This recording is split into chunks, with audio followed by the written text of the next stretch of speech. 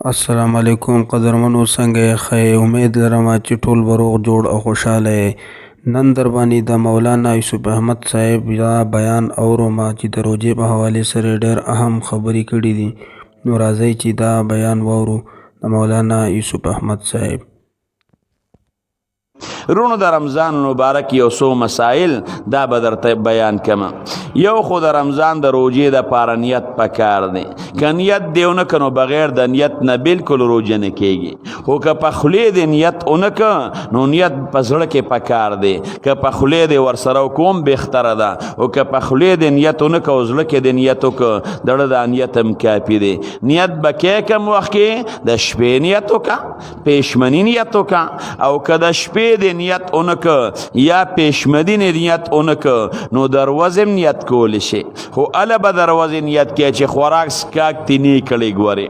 او دا نیت هم چې د ورځې کې نو د شرعي نصف النهار نه بیا مخکې کې نصف النهار دا د ورځې نیمې ته ویلې کېږي، او شرعي ورځ څه ته ویلې کېږي نو ورځه کله لنډی کله اوږدی، نو چې کله رونو دا صبح صادق شي سبا راخیږي، او به ګورې چې سبا په کم وخت باندې راخیږي، او بیا چې نور په کم وخت باندې پریوزي اذان په کم وخت باندې کیږي نو د سبا د راختونه در نور د پریوتو پورې ټوله ګنټې وشماره چې دا څومره ګنټې شوې، د هغې ګنټو هغه نیمه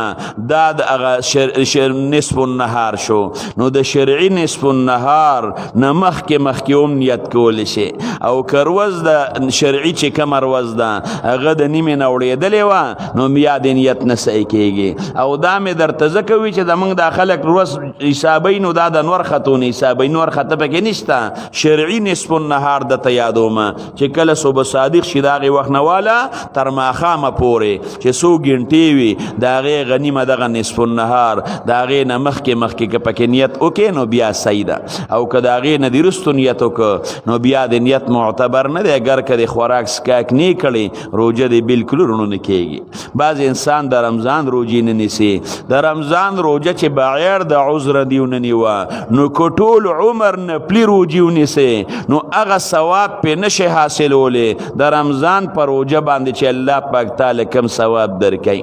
حق یو انسان رونو دا بیمار دی، داسې بیمار دی چې دی وایي زه روجه نیسمه نو زه هلاکېږم او یا زما دا مرض اوږدېږي، نو خیر دی دی بیا روجه نه نیسي چې کله دی جوړ شي نو د هغې روجې قضا به راوړي. او یا یو انسان په سفر باندې دی، هغه چې کوم شرعي سفر دی په هغې سفر باندې دی، نو که فرض که مثلا دی په سفر کې روجه نه نیسي او دی وایي د هغې قضا به راوړم نو د شریعت د طرف نه ورته اجازت ورته شته د هغې به قضا راوړي. که یو انسان داسې چې هغه لیونی شو او په ده باندې د رمضان دا ټوله میاشت په لیونتوب کې تیره شوه نو د دغې روجو قضا په ده باندې نشته،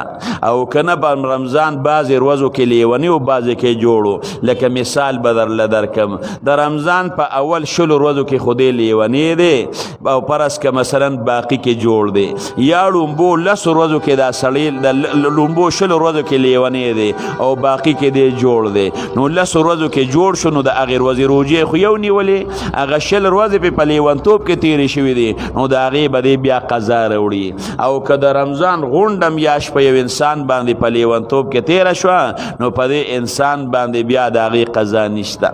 بعضې ښځه داسې چې هغې سره ماشومي او دا په وجود باندې کمزوري، دا وایي که اوس زه فرض که مثلا روجه نیسمه زما دې بچي ته به زما په سینه کې خوراک نی نو دا بچی به مې د لوږې د لاسه مړ شي او هلاک پشي نو دا دې روجه نه نیسي د هغې قضا دې راوړي. او یا په ځان باندې دا یریږي که زه روجه نیسمه نو زما سره دا ماشوم بچی دی نو زه هلاکېږم او مرمه، نو که دام بیا روجه نه نیسي نو د هغې روجې به دا بیا قضا راوړي. بعضی وخت کې انسان د روجو سره بدله نی نو په خیره باندې دی خوراک او یا سکاک وکړي. نو رونو که په هیره باندې یو انسان خوراک وکړه او یا په ایره باندې یو شی وسکه نو په هیره په خوړلو او په څکلو باندې روجه نه ماتیږي، اگر که بار بار دی خوراک وکړي. ښه که یو انسان په ایره باندې خوراک کو او یا یې سکاک کو او تولیده نو یادی به ورته که نه به یادی، نو دې سړي ته وګوره که دی کمزوری دی مثال کمزور دی بوډا دی نو بیا ورته ما یادوه او کنه طاقتمند دی نو بیا ورته یاد کا کمزوری ته ما یادوه او که طاقتمنی ناغه ته یاد کا بعضې وخت کې انسان دا شي چې د هغه د خوله په رمضان کې وینې شي هغه لاړې تیرې کړي وایي روژه مې ماته ده او که نه نو که د یو سړي خوله وینې شوه او لاړو سره یې وینه تیره کړه نو اوس دا روژه ماته ده او که نه نو زموږ علما وایي که دا وینه د لاړو سره برابر وه او یا د لاړو نه زیاته وه نو روژه یې پې ماته ده او که دا وینه د لاړو نه کمه وه نو روژه یې په هغې باندې ماتېږي نه بعض انسان داسې چې هغه لاړې ساعت په ساعت توکي یاره وی روژه مې ماته نشي په لاړو تیرولو سرونو روژه نه ماتېږي ښه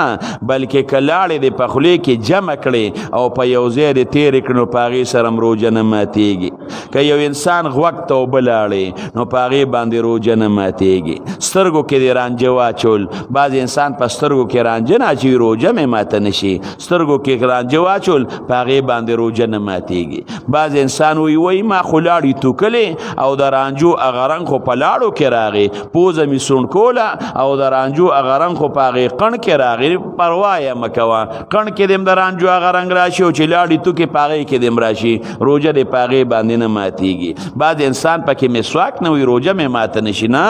د خولې صفۍ به کې اوبه پکې مسکه خوراک پکې مه کوه او د بیبي نه پکې دروازې ځان ساته د اکل نه د شرب نه او د جما نه پکې ځان ساته بس دغه خبره ده او نور دومره سختیم پکې نشته او چا چې قصدن عمدن د رمضان روژه رونو ماته کړه نو د هغې کفاره به ورکوي کفاره یې څه ده یو مرۍ به ازادوي او که د مرۍ وس او مرۍ خو نن سبا شته دی نه نو بیا به 2 میاشتې پرله پسې روژې نیسي او که د 2 میاشتو پرله پسې د روژو طاقت یې نو بیا به 80 مسکینان مړی نو کفاره هم ګوره ډېره زیاته سخته ده ځکه بعضې وخت کې داسې مسائل پیښ شي د انسان نه روژه ماته شي نه لږه ګزاره به کې داسې به نه کې چې په کوم شي باندې روژه ماتېږي اوس دروازې د ښځې نه دې مطالبه وکړه هغه عاجزه نو هغې له دې هم روژه خرابه کړه ځان له دې هم خرابه کړه نه بیا کفاره ډېره زیاته ده نو انسان له پکار دی چې قصدن عمدن د روژې د ماتولو نه انسان ځان وساتي ګناه ډېره زیاته ده که یو انسان خولې ته اوبه چولې او په غلطۍ کې د انسان د تالو او خلق ته لاړې نو دغې وخت کې د روژه ماته شوه قضا به یې راوړې خو قصدن دې دا کار نه دی کړی نو کفاره یې در باندې نشته یا یې بعضې وخت کې د غاښ کې سین ختي نو انسان پې دا ژبه وی هغه ژبې سر راووته نیغ دې تیر که یاره روژه مې ماته ده او که نه نو دا کم شی چې د په غاښ کې نښتي او ژبه دې پې واله او دا دې په ژبه باندې تیر که خپل ذهن کې سوچ وکړه که د چڼې د دانې په برابر یا د چڼې د دانې نه زیات نو روژه به دې بیا ماتوي او که د چڼې د دانې نه کم نو روژه بیا په هغې باندې ماتېږي نه او که نه په ژبه باندې دې روغ که او بیا دې داسې په ګوتو کې راواغېشته یاره دا خو د چڼې د دانې نه راکوټې دی او بیا دې خولې ته ور واچو نو که د بار نه دې خولې ته ور واچو نو که د چڼې د دانې نه راکوټ هم دی که نه نو بیا به دې په هغې باندې روژه دا ماتېږي دا چې کله پې ژبه ووې او هغې وخت کې د بار تیرونه باسې او تیر دي شي نو د هغې هغه دغه مې درته بیان کړي دا حکم مې درته بیان کړي